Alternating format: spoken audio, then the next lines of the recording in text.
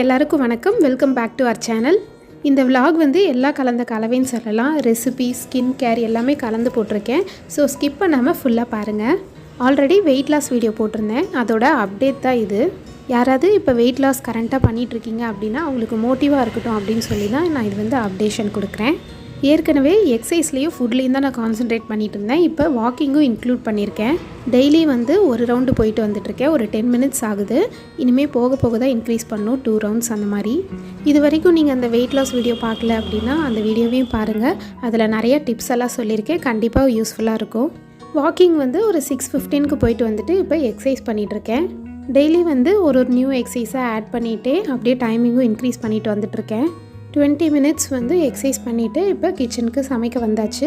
இன்றைக்கி வந்து ஸ்கூலிங் டே தான். பிரேக்ஃபாஸ்ட், லன்ச் எல்லாமே ப்ரிப்பேர் பண்ண போகிறேன்.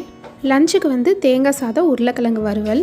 ஃபஸ்ட்டு தேங்காய் சாதத்துக்கு அரிசி நைட்டே ஊற வச்சுருந்தேன். அதை இன்னொருக்கா வாஷ் பண்ணிவிட்டு சாப்பாட்டுக்கு ஃபஸ்ட்டு அடுப்பில் வச்சிடலாம். அப்புறம் உருளைக்கிழங்கு வறுவலுக்கு உருளைக்கிழங்குக்கு நான் கல்லுப்பு சேர்த்துட்டு வேக வச்சுக்கிறேன்.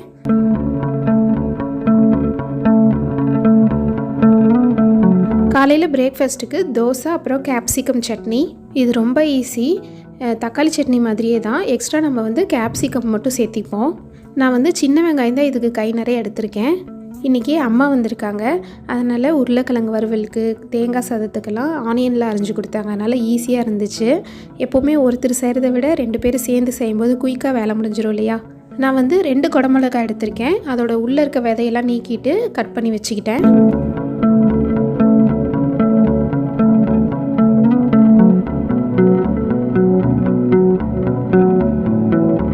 தாளிக்கிறதுக்கு கடுகு, கடலைப்பருப்பு, உளுத்தம்பருப்பு சேர்த்துட்டு ஜீரகம் கொஞ்சம் சேர்த்துட்டு 10 பல்லு பூண்டு சேர்த்துக்கிறேன். அப்புறம் 2 கை அளவுக்கு சின்ன வெங்காயம் சேர்த்துக்கிறேன்.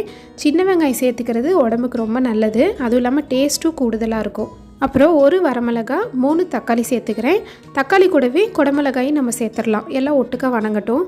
அப்புறம் வேணுங்கிற அளவு கல்லுப்பு சேர்த்துட்டு கை நிறைய கருவேப்பிலை, கொத்தமல்லியும் சேர்த்துட்டு எல்லாம் கலந்துட்டு கொஞ்சமாக தண்ணி ஊற்றி மூடி வச்சிடலாம். நல்லா வேகட்டும்.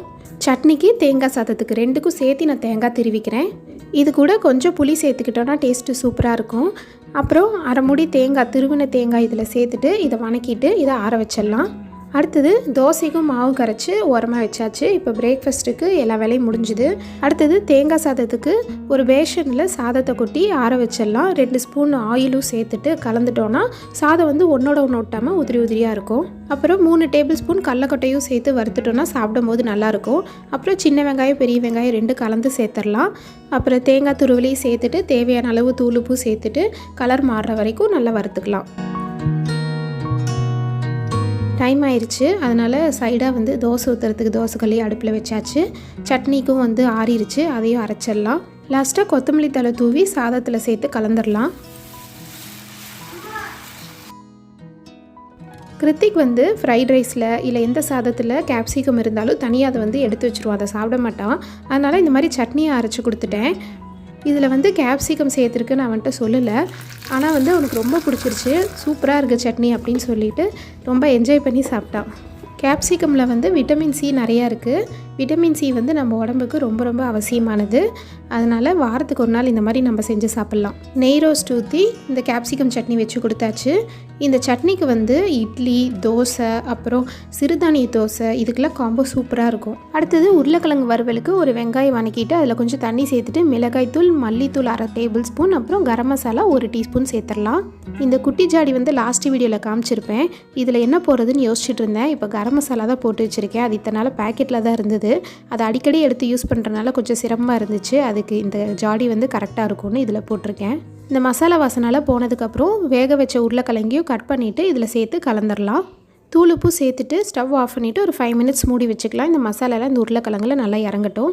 தேங்காய் சாதம் வந்து அம்மா கிளறி ரெடி பண்ணிட்டாங்க. இப்போ லஞ்ச் பாக்ஸுக்கு பேக் பண்ணிடலாம். தேங்காய் சாதம், உருளைக்கிழங்கு வறுவல்.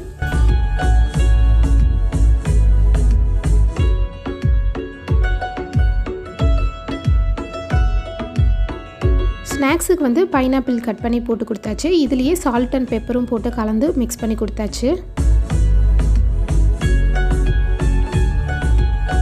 கிருத்திகை ஸ்கூலுக்கு அனுப்பிச்சிட்டு அப்புறம் நாங்களும் எல்லாம் பிரேக்ஃபாஸ்ட்லாம் சாப்பிட்டுட்டு பாப்பாவுக்கு ஊட்டிட்டு அப்புறம் ஒரு 11 o'clock தான் நான் ஃபேஷியல் பண்ண ஸ்டார்ட் பண்ணேன். நான் வந்து இப்போ ஃபேஸ் பேக் போட போகிறேன். அது நான் என்னென்னு உங்களுக்கு காமிக்கிறேன். அதுக்கு முன்னாடி என்னோடய ஸ்கின் கேர் வந்து இத்தனை நாளாக நான் என்ன பண்ணிகிட்டு இருந்தேன் அப்படின்னு ஷார்ட்டாக வந்து சொல்கிறேன். நான் வந்து எப்போவுமே ஹோம் ரெமடிஸ் தான் வந்து ப்ரிஃபர் பண்ணுவேன். உண்மையை சொல்லணுன்னா நான் பியூட்டி பார்லர் வந்து இது வரைக்கும் ஒரே ஒரு தடவை தான் போயிருக்கேன். அதுவும் வந்து என் கல்யாணத்தப்போ போயிருக்கேன். அதுவும் த்ரெட்டிங் பண்ணுறதுக்காக தான் நான் போனேன்.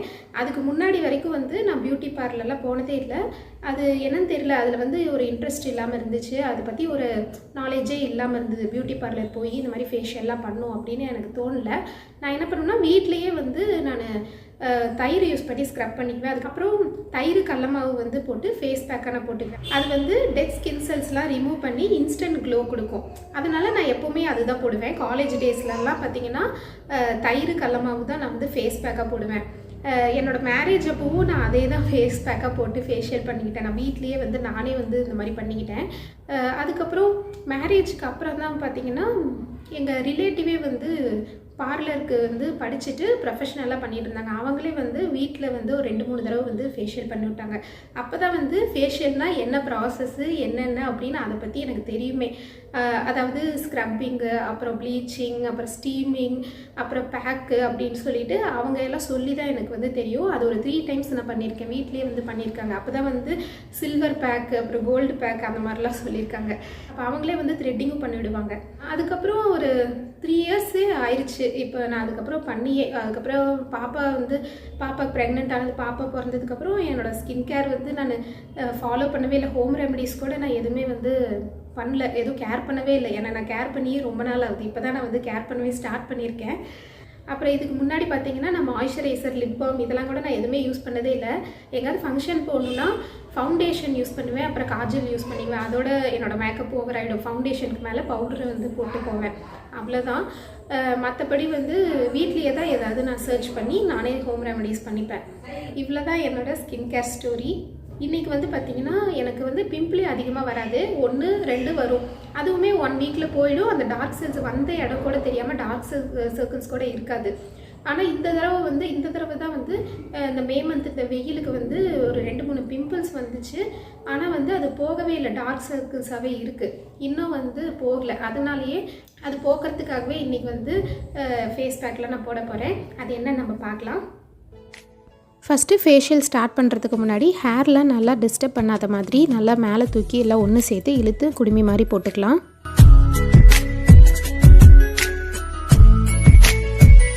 அப்புறம் ஃபேஸ் வாஷ் பண்ணி ஃபேஸை நல்லா க்ளீன் பண்ணிவிட்டு ஸ்டார்ட் பண்ணிக்கலாம். ஃபஸ்ட்டு ஸ்க்ரப்பிங் தான் பண்ண போகிறேன். அதுக்கு வந்து நான் தக்காளியும் சர்க்கரையும் எடுத்துக்கிறேன். இது நிறையா பேத்துக்கு தெரிஞ்சிருக்கும்.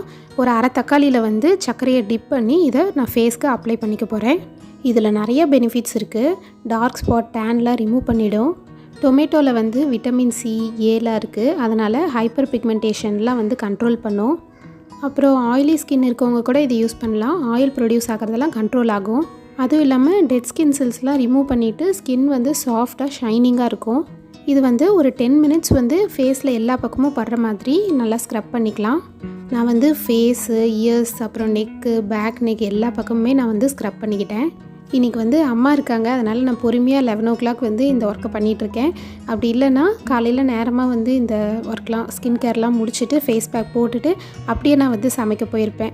அந்த ஐடியாவில் தான் இருந்தேன். அம்மா வந்து நான் பாப்பாவை பார்த்துக்கிறேன், நீ பொறுமையாக எல்லாம் செய்ய அப்படின்னு சொன்னாங்க. அதனால் பொறுமையாக ரிலாக்ஸ்டாக இந்த ஃபேஷியல் பண்ணிகிட்ருக்கேன். இது வந்து நம்ம ஸ்க்ரப் பண்ணும்போது சர்க்குலர் மோஷனில் டவுன்வேர்ட்லேருந்து அப்வேர்டு அந்த டைரெக்ஷனில் வந்து நம்ம ஸ்க்ரப் பண்ணிக்கணும் ஃபேஸ் ஃபுல்லாகவே.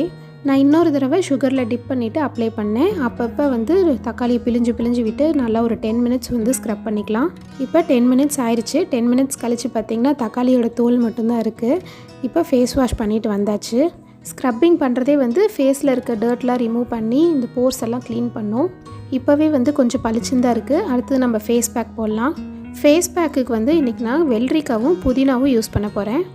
ஒரு அரை வெள்ளரிக்காய், அப்புறம் ஒரு கை வந்து புதினா இலை, இது ரெண்டையும் வந்து மிக்ஸி ஜாரில் சேர்த்துட்டு தண்ணி ஊற்ற தேவையில்லை, அரைச்சிக்கலாம். குக்கும்பர்லேயே நம்மளுக்கு தண்ணி நிறையா வரும், அதனால் அதை அப்படியே அரைச்சிக்கலாம். இது வந்து யூஸ் பண்ணிவிட்டு நம்ம ரிமைனிங் வந்து ஃப்ரிட்ஜில் வச்சு ஒரு 3 days வரைக்கும் நம்ம யூஸ் பண்ணிக்கலாம். வீக்லி வந்து ட்வைஸ் வந்து இது நம்ம ஃபேஸ்க்கு அப்ளை பண்ணிக்கலாம். வாசம் வந்து வீடு ஃபுல்லாக அப்படியே தூக்குது, அந்த அளவுக்கு சூப்பரான வாசம். குக்கும்பர் வந்து நம்மளுக்கு கூலிங்காக இருக்கும். குக்கும்பரும் சரி, அப்புறம் புதினாவும் சரி, ரெண்டுமே வந்து நம்மளுக்கு டார்க் ஸ்பாட்டை ரிமூவ் பண்ணி ஸ்கின்னுக்கு வந்து ஒரு பிரைட்னிங் கொடுக்கும், ஒரு க்ளோ கொடுக்கும். அந்த ஈரம்லாம் ஆறுற வரைக்கும் ஒரு 20 மினிட்ஸ் அப்படியே விட்டுடலாம். பட்டு என்ன பட்டு பாப்பா என்னை பார்த்து ஷாக் ஆகிட்டா. கொஞ்ச நேரத்துக்கு அப்படியே திருன்னு முழிச்சிக்கிட்டே இருந்தா.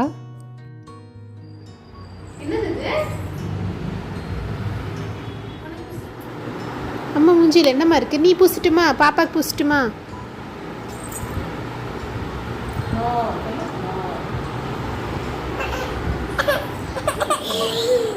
போய் குளிக்கலாமா?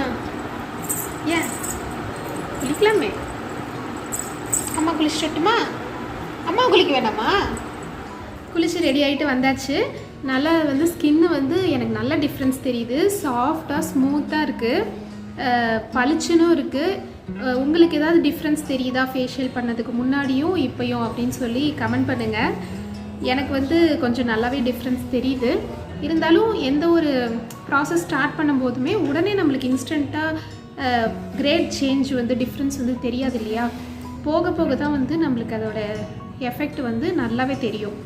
அந்த மாதிரி இது ஒரு வீக்லி ட்வைஸ் வந்து ரெகுலராக அப்ளை பண்ணிட்டு வரும்போது போக போக ஒரு 1 மந்த் 2 மந்த் கழிச்சு இன்னும் நம்மளுக்கு ரிசல்ட் வந்து நல்லா தெரியும். இந்த ஃபேஸ் பேக் நீங்களும் ட்ரை பண்ணி பாருங்கள், நல்ல ஒரு ரிசல்ட் கிடைக்கும். இந்த வீடியோ உங்கள் எல்லாத்துக்கும் யூஸ்ஃபுல்லாக இருந்திருக்கும்னு நினைக்கிறேன். இந்த வீடியோ பிடிச்சிருந்தா ஒரு லைக் பண்ணுங்கள், நம்ம சேனலுக்கு சப்ஸ்கிரைப் பண்ணுங்கள், உங்களோட வேல்யூபிளான கமெண்ட்ஸை மறக்காமல் ஷேர் பண்ணுங்கள். தேங்க்ஸ் ஃபார் வாட்சிங்.